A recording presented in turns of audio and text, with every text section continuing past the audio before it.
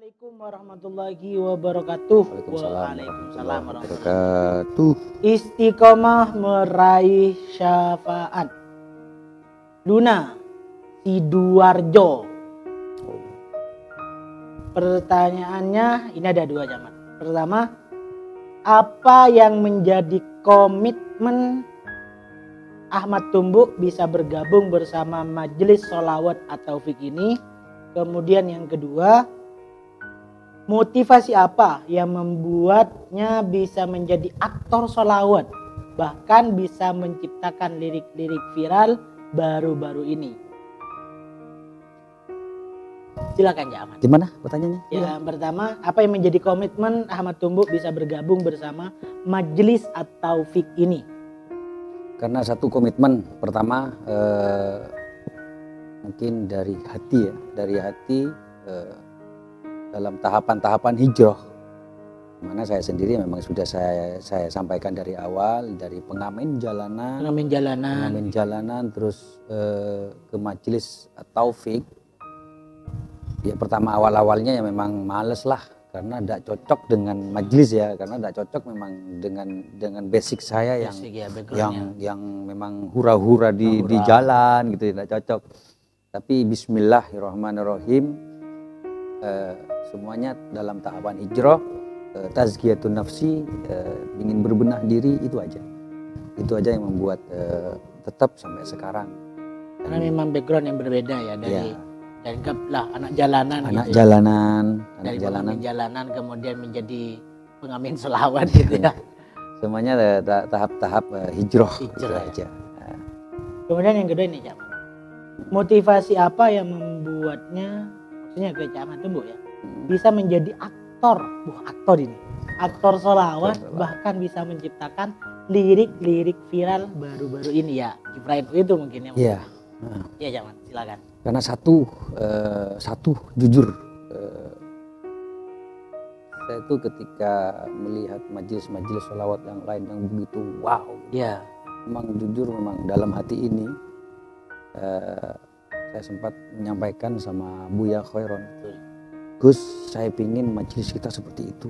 Tapi tetap fastabiqul khairat. Iya, tetap fastabiqul khairat lah, berlomba-lomba dalam kebaikan. Saya menyampaikan sama Gus Khairon waktu itu di dalam mobil, Gus, saya pingin Majelis Sholawat at-Taufik pingin seperti itu. Jawaban beliau hanya ya semuanya butuh proses. Tetap yang penting gini Ahmad, tata niat kita jangan pingin disanjung, ya, apa sih gunanya seperti itu. Dan sempat ada bahasa yang membuat saya sampai terenyuh sampai sekarang. Tetap biasa Mat, lakukan seperti biasa. Ingat, semua ada masanya dan setiap orang ada masanya. Itu dari Gus Khairon. Memang betul apa yang disampaikan oleh Syekh Al-Mustafa Al-Ghalayani dalam kitab Hidayatul Nasihin itu. Beliau menyampaikan dalam karyanya, ikutilah perintah orang yang membuatmu menangis, bukan yang bisa membuatmu tertawa seperti itu. Dan memang daunnya beliau Abu ya Gus Khairon ini memang kita harus pelan-pelan saja mungkin seperti itu. Mungkin ada masa-masa tertentu nanti di mana kita akan menjadi salah satu kiprah peradaban penyebar sholawat hingga ke pelosok-pelosok negeri. Termasuk juga pertama kali nama Majelis at-Taufik itu dikasih nama oleh guru beliau Habib Umar. Saya juga ya tahu Habib Umar lah, tapi tidak tahu begitu mendalam sama beliau. Ketika saya penasaran Habib Umar seperti apa, waktu beliau Gus Khairon ada di sowan sama beliau untuk minta nama. Mungkin setelah dikasih nama sama Habib Umar, beliau telepon saya. Ahmad, alhamdulillah. Udah ikut sampai berarti ya? Enggak. Ahmad, alhamdulillah majelis kita diberi nama Majelis at-Taufik. Saya itu responnya ya biasa-biasa aja lah. Alhamdulillah Gus, seperti itu. Tapi lama-kelamaan kok Habib Umar ini seakan-akan kuat di batin saya, jujur. Pada waktu malam malam hari, mungkin aku biasa-biasa aja ya sama Habib Umar itu seperti apa. Karena suatu ketika itu beliau hadir dalam mimpi saya. Pernah bermimpi Habib Umar? Pernah bermimpi Habib Umar. Kuat ya. Gimana itu ya?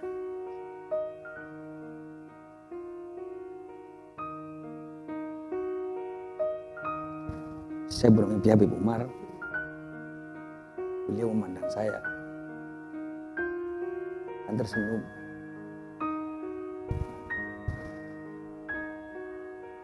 Aku sampaikan sama Gus saya bahwa saya memang memimpi Habib Umar.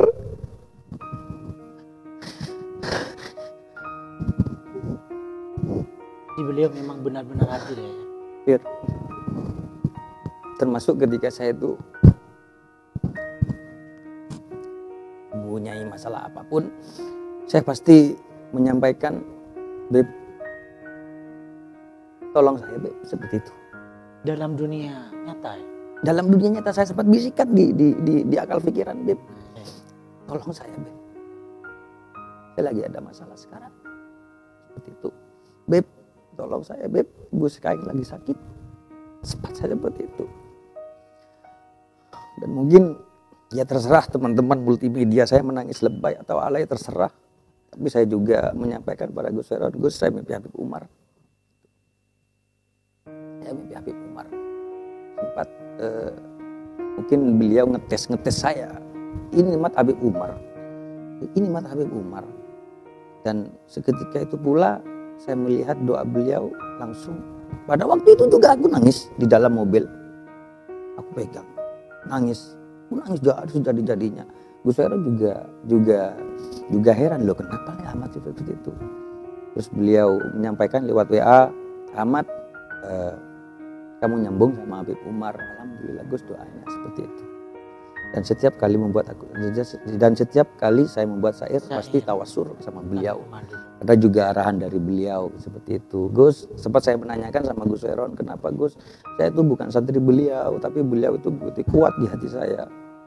Ya sama Ahmad, karena dawuhnya Habib Umar, siapapun yang mengingat saya diibaratkan jari telunjuk dan jari tengah. Seperti ini, seperti itu dawuhnya beliau. Mungkin juga dawuh dari Habib Umar ke santri-santrinya, dan beliau Gus Heron juga menyampaikan ke saya. Ya seperti Jadi itu. memang sepertinya Cah Ahmad Tumbuh ini punya ikatan. Ya terserah yang nonton semuanya, yang nonton di YouTube pada malam hari ini, saya menangis itu lebay alay, terserah, yang penting memang hati saya itu ketika menatap melihat di YouTube ketika beliau berdoa, ya tanpa terasa ya juga air mata ini mengalir seperti itu. Memang Majelis Pemuda Berselawat At-Taufik ini dengan keoptimisan beliau yang sering disampaikan oleh Abu Gus Heron ini, Majelis Pemuda Berselawat At-Taufik ini bukan milik beliau. Ya, betul. Bukan milik beliau, tapi milik Rasulullah. Dan beliau yang merupakan salah satu santrinya Habib Umar. Iya. Maka pasti ada hubungan emosional, juga spiritual seperti itu. Makanya mungkin inilah ya Mat, salah satu dibalik kesuksesan Cah Ahmad Tumbuk, kenapa syair-syair yang dibuat oleh Cah Ahmad Tumbuk bisa mudah diterima oleh halayak umum, bisa diterima semudah itu oleh masyarakat. Mungkin karena itu kuncinya, karena Cah Ahmad mungkin karena tawasul dulu kepada Habib Umar bin Salim bin Hafid, mudah-mudahan kita mendapatkan berokahnya dan diakui sebagai santrinya. Betul, amin. Dan ada lagi apalagi ya, mungkin saya sering karena sering keluar sama beliau, Abu Khairon, sering keluar sama beliau sering mengatakan, bercerita tentang Habib Umar, bercerita tentang apa gitu, tentang Habib Umar waktu ngaji, waktu beliau di Yaman, aku cerita, kayaknya kok Habib Umar ini kok menarik hati gitu loh ya, menarik hati. Insya Allah Mat, kalau semuanya nyambung batinnya sama Habib Umar jelas melihat dari mata batin, karena beliau bukan orang sembarangan. Ya, bukan orang sembarangan beliau juga merupakan aulia Allah. Iya. Siapa sih Ahmad Tumbuk Gus, masa seorang Habib Umar bisa melihat Ahmad Tumbuk yang seperti ini pun, jangan seperti itu. Betul, memang berbicara tentang siapa kita di masa yang akan datang dan siapa kita di masa lalu, kita tidak akan pernah tahu kan seperti itu ya. Ya, mungkin juga mungkin dari barokah beliau, kehidupan saya itu yang dulunya yang memang jujur ya, kehidupan saya yang dulunya sebelum masuk majelis itu memang dari segi ekonomi ya pas-pasan, kerja semrawut. Alhamdulillah barokah beliau, Habib Umar, barokah majelis At-Taufik, barokah Pondok Pesantren Karangdurin, semuanya alhamdulillah bisa. Tidak menyangka bahwa saya bisa seperti ini sampai sekarang. Tuh.